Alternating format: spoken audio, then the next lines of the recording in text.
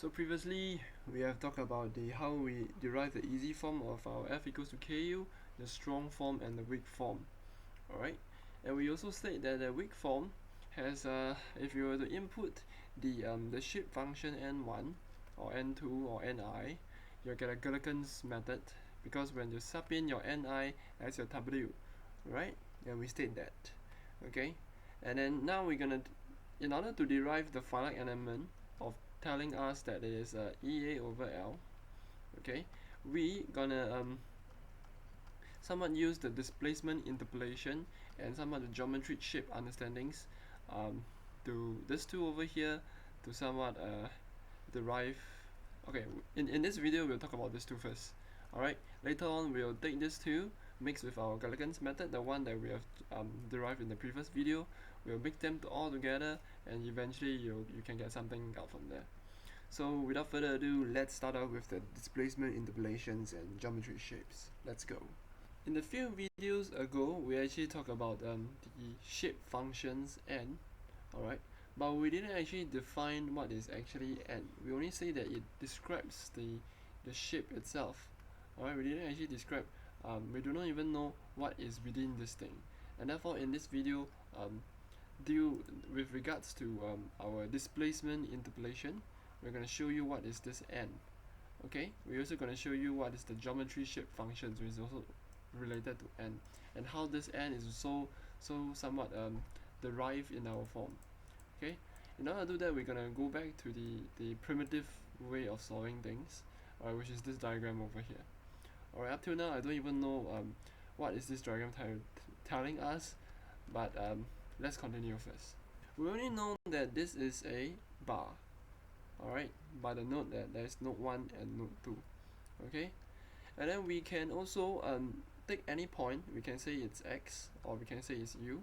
Alright, we will take it as some arbitrary x and u.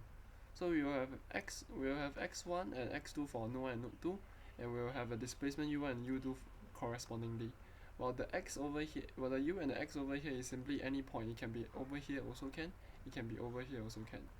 Alright, but in terms of whether how do we see that it's going to be deformed or not, I don't even know how do I do this, because I don't see any deformations over here. But anyway, that's why let's start. Okay, so u minus u1, you're gonna set up the equation first.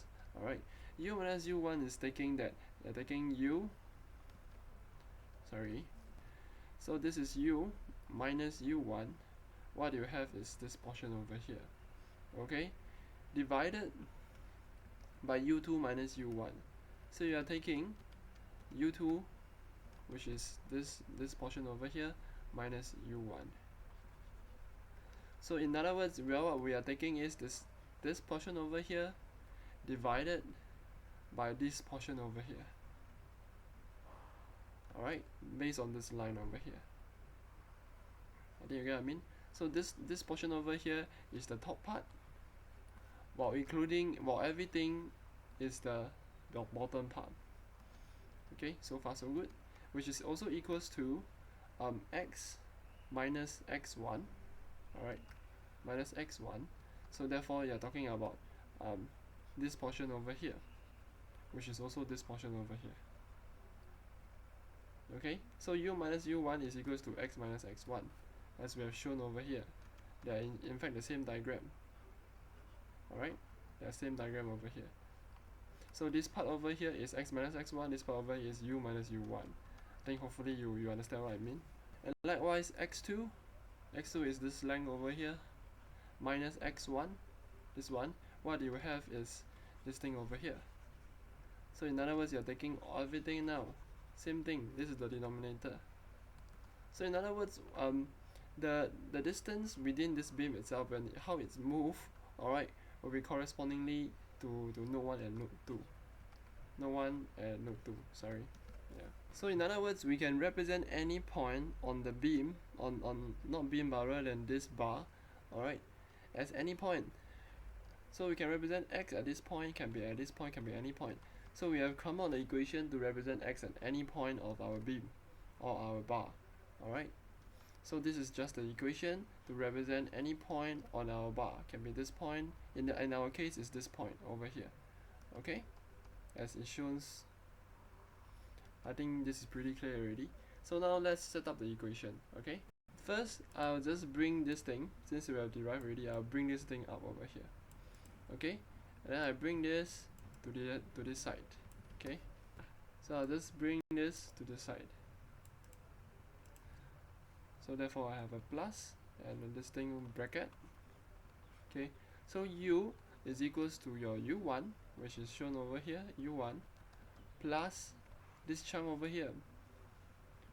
So just simply rearranging stuff only. Okay, just to show you the step-by-step basis, at least you know what I'm trying to say.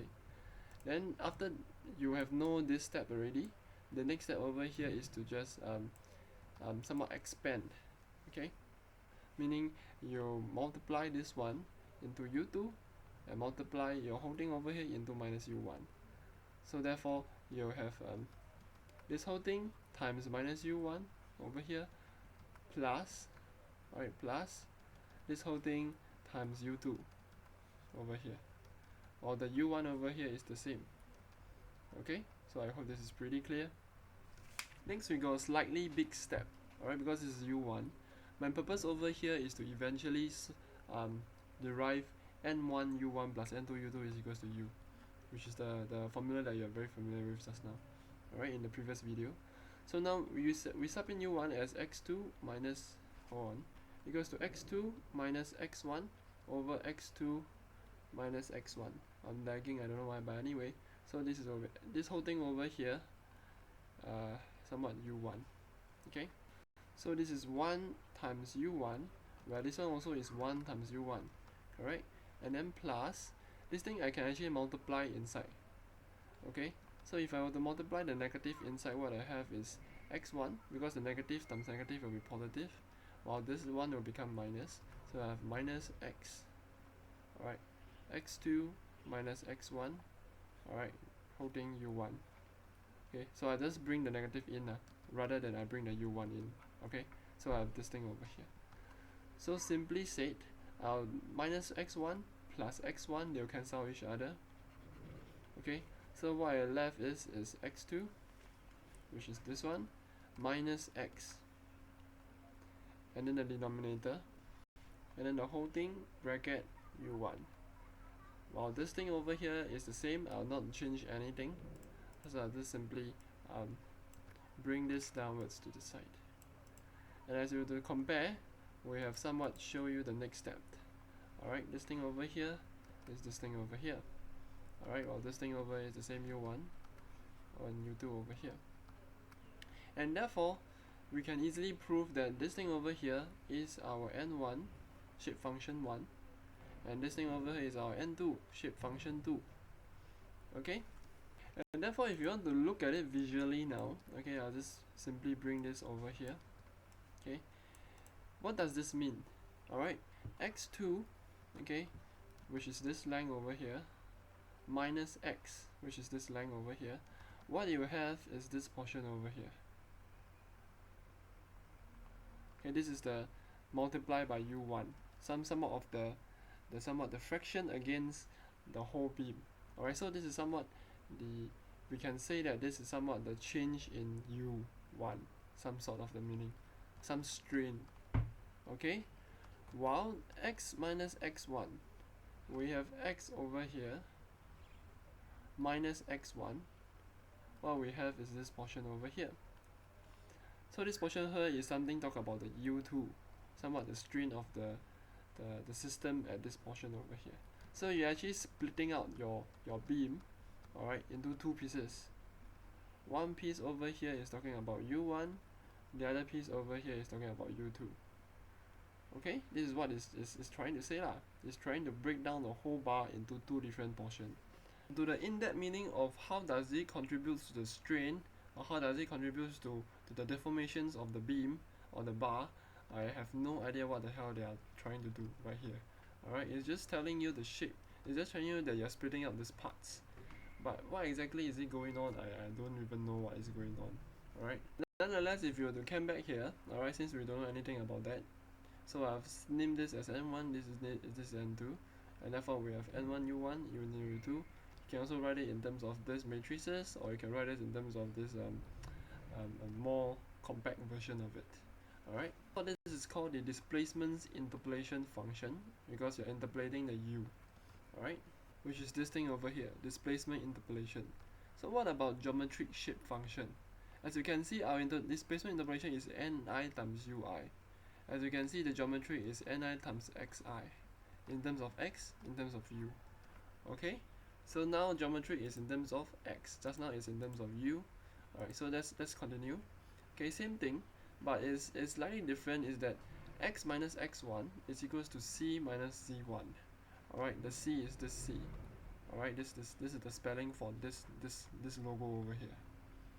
Okay, and then so for example, if you were to select this point over here, we call this x.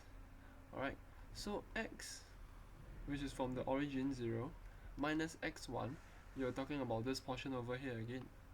Alright, over x2 minus x1. x2 minus x1 is simply this whole beam over here. So it's just a fraction of this thing over the whole length of the beam itself, or the bar itself, you will say. Alright, but why do we use geometry shape function? Is the main reason is because, as you can see, this is in terms of the x1 and x2 system.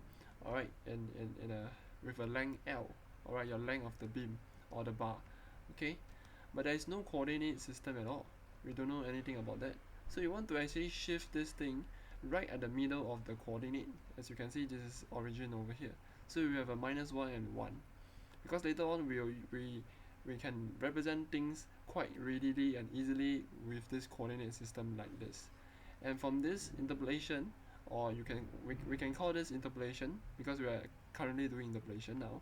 Alright, but it's in terms of the shape function, and therefore this L will be changed to lambda. Okay, some other length. But we're just mapping from this system into this system, and in fact they are the same. Okay, but in terms of the values, they may not be exactly the same. But still, I just want to compare that meaning in there. So if that's the case, if I have an x over here, then I somehow have a c over here. Alright, this symbol. So c minus c1 will give you this portion over here. So it will tell you how much you have moved or whatever. Alright, what is the position of your c? Alright, what's the position of your x? Things like that.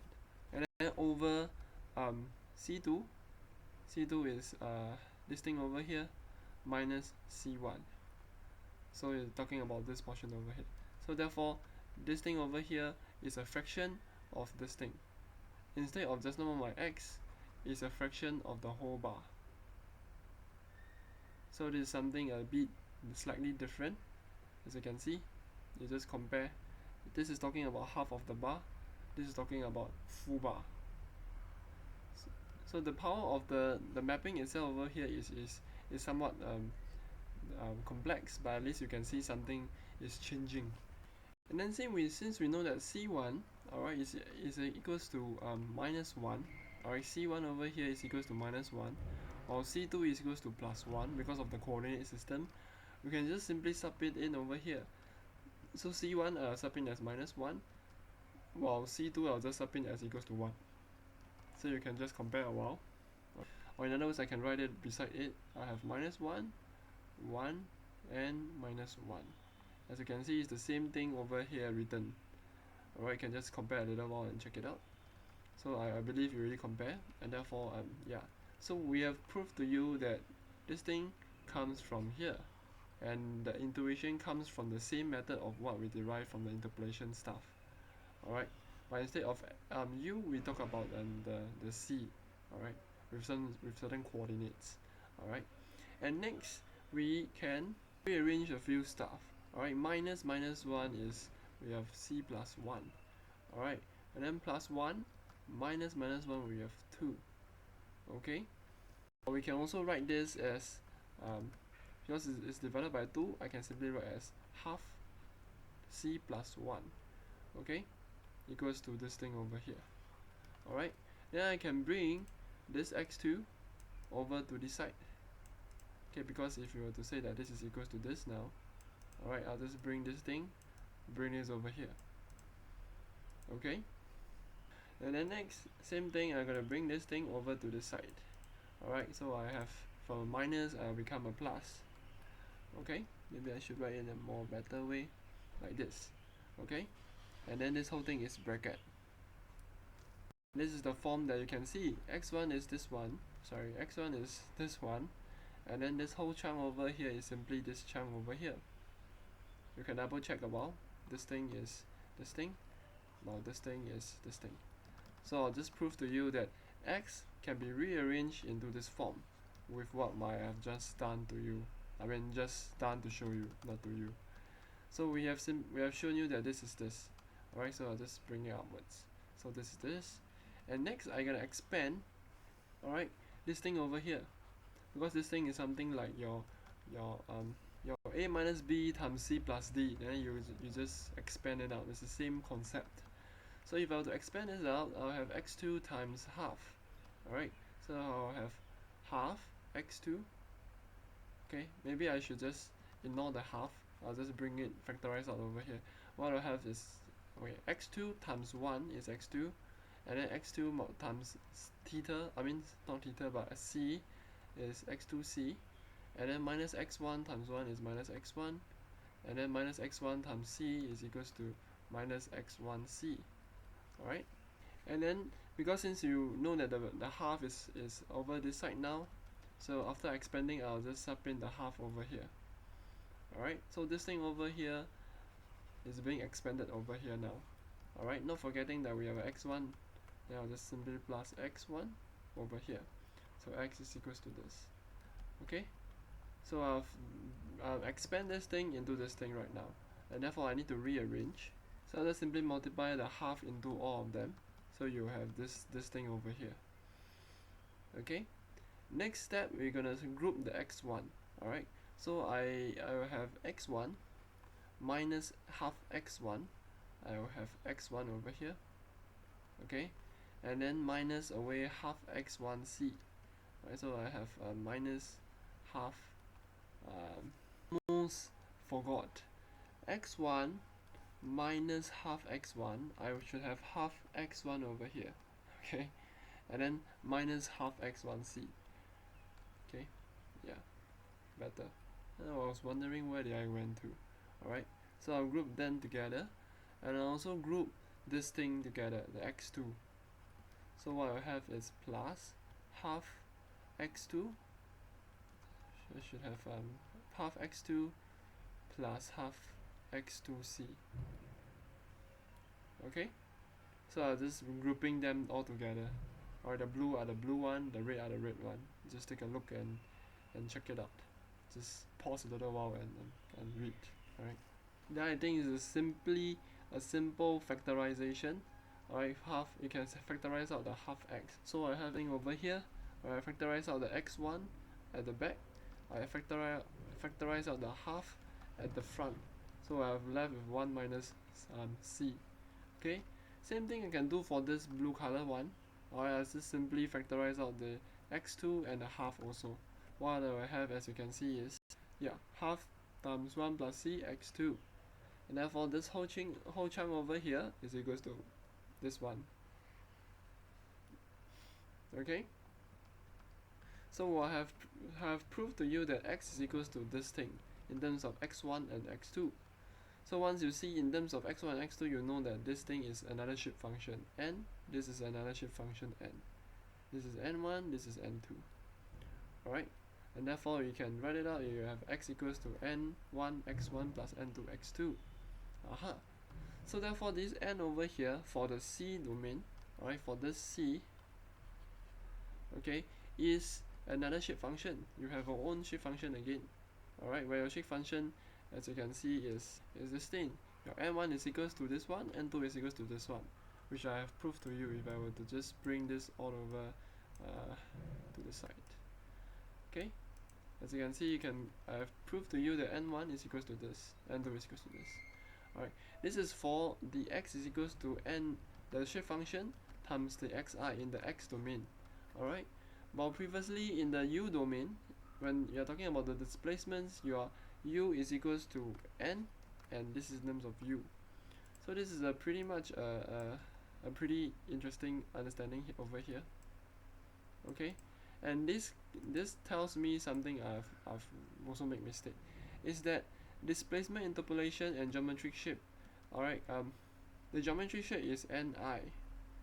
Alright, the geometric shape is ni, while the displacement interpolation is in terms of u is equals to 1. So your displacement interpolation equation is this one, while your shape function, geometric shape function, is ni, where this ni can be different ni. Alright, for the displacement interpolation, the shape function equation is what is it? It's this one. Your x2 minus this one over here, n1 and n2. This is for the displacement. For the c, alright, for the shape functions, most likely the case, you would say that the n1 and n2 is simply this. So the n1 and n2, we often call it the shape function, the geometry shape function. Sorry, I don't know where am I going. Yeah. So the ni is simply the geometric shape. Well, you can actually cancel this already and just bring this all over to Galerkin's method. While we have a displacement interpolation, we can also go to the Galerkin's method. Alright, so from here we can actually get to see these relationships, and therefore let me repeat again. Alright, this equation over here is just some displacement interpolation. Or displacement interpolation, its meaning is all talking about this thing over here. You're gonna interpolate your stuff from one system to another C system. Alright, for the displacement is from the displacement to the X system. And then from our case now, we transform X to the C. So it is like a two level type of thing. First we translate from U to X. Now we translate from X. Then we translate from X to C. But nonetheless, their shape functions are always ni, which is ni that carries different informations. So you have to be very clear of what we are doing right here, because at the very first part I may have actually give you a wrong signal. So take note that displacement interpolation is this thing, or the geometry shape is this ni, containing different informations, different equations also. So ni can be any ni describing different shapes.